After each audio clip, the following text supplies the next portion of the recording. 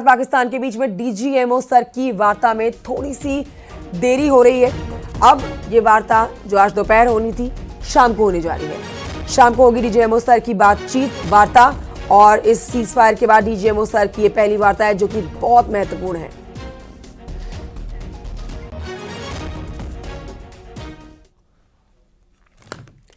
International trade war पर बहुत बड़ी एक अपडेट आप तक पहुंचा रहे हैं। अमेरिका चीन के बीच में टैरिफ में बड़ी कटौती दर्ज की जा रही है।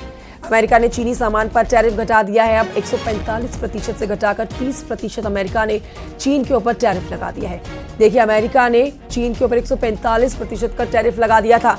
दोनों देशों के बीच में जो टैरिफ वॉर चल रहा था उसमें 125% का टैरिफ चीन ने लगाया था और अमेरिका ने 145% का लगाया था, जिसे अब घटाकर 30% का कर दिया गया है। चीन ने अमेरिका आयात पर शुल्क घटा दिया है और चीन ने जो 125% का टैरिफ लगाया था वो घटाकर अब 10% का कर दिया है।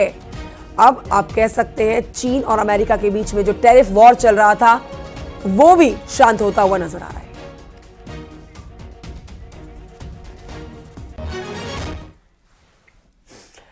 अल्पसंख्यक कल्याण मंत्री दानिश आजाद ने ऑपरेशन सिंदूर पर सेना की सराहना की।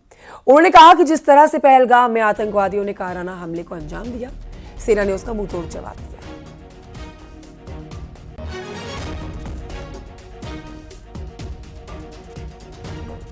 पहलगाम में कायराना आतंकवादी की घटना हुई, जिस घटना ने इंसानियत को झकझोर दिया और अपनी तरीके की जो आतंकवादी कायराना जो हरकत हुई, जिसमें जाति और धर्म पूछ के भी जिसमें आतंकवादियों ने अपने इस कायराना हरकत को अंजाम दिया, भारतीय सेना ने और भारतीय नेतृत्व ने, हमारे प्रधानमंत्री मोदी जी ने, मैं भारतीय सेना की भी सराहना करता हूं। पूरे देश की तरफ से, ललितपुर की तरफ से अपने भारतीय सेना को हम सराहना करते हैं, उन्हें सलाम करते हैं। और आइए अब आपको दिखाते हैं कि कैसे ऑपरेशन सिंदूर के दौरान इंडियन एयरफोर्स ने अपने रणनीतिक कौशल से पाकिस्तान में पलने वाले टेरर मशीनरी को सबक सिखाया। क्या है ऑपरेशन सिंदूर की इनसाइड स्टोरी? इस ऑपरेशन के तहत वायुसेना के सटीक हमले को पूरी दुनिया ने देखा, लेकिन ये अंजाम कैसे दिया गया, अब ये आपको दिखाते हैं। दरअसल ये सब कुछ स्ट्राइक पैकेज के तहत होता है, जिसमें कई फॉर्मेशन में लड़ाकू विमान उड़ान भरते हैं। सभी विमानों को एक साथ ऑपरेट किया जाता है। ये विमान दुश्मन के इलाके में जाकर हमला करते हैं। ये दुश्मन के रडार और एयर डिफेंस को तबाह करते हैं। इनमें रडार जैमिंग सिस्टम लगा होता है, जिससे दुश्मन के रडार और एयरक्राफ्ट को जैम किया जाता है।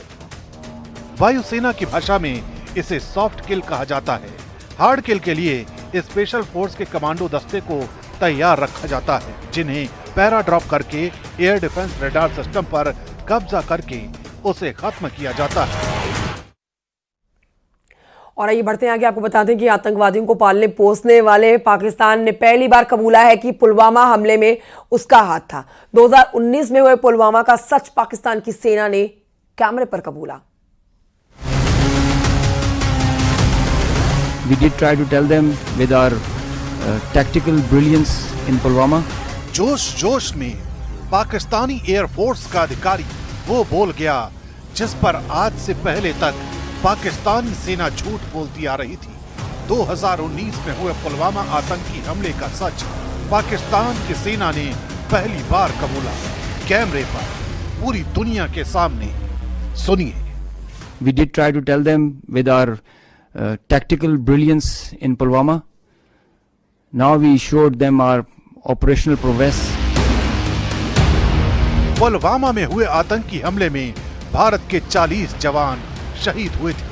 भारत ने इसके लिए पाकिस्तान समर्थित आतंकी संगठन जैश को जिम्मेदार ठहराया था। उस समय भारत ने पुख्ता सबूतों के साथ पाकिस्तान को डोजियर सौंपे थे, लेकिन इस हमले के मास्टरमाइंड पाकिस्तान ने जैश पर कोई कार्रवाई नहीं की।